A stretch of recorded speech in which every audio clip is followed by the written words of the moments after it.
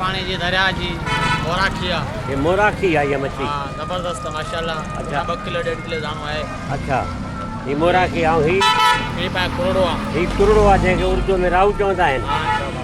अच्छा सिल्वर आहे। अच्छा ये सिल्वर है। ये सिल्वर आहे। ये भी मीठा पानी का मीठे है। पानी वाला। अच्छा ये राऊ मीठा पानी का है ये। हाँ ये राऊ का दाना छोटा है। ये रोहू का दाना छोटा है। आधा किलो का है तकरीबन। आधा किलो 3 पाव। आधा किलो 3 पा का है। और वो ये जो मोराखी है मोराखी मोराखी माशाल्लाह VIP। मोराखी मगर मोराखी है ना या कुरड़ो ना है ना हाँ सही। वो तो सही है। हाँ बस कुरड़ो ना है ही भी मोराखी है जिन जगह परियां पैया। हाँ ये भी मोराखी है। ये भी मोराखी है। वो आगे वाली भी मोराखी हाँ है। वो मोराखी है। और ये सिल्वर है। ये सिल्वर है। अभी इसको बना दो मुझे किलो दे दो मगर कुरड़े वाला दे दो। इंशाल्लाह। ये काला है कुरड़ा क्यों?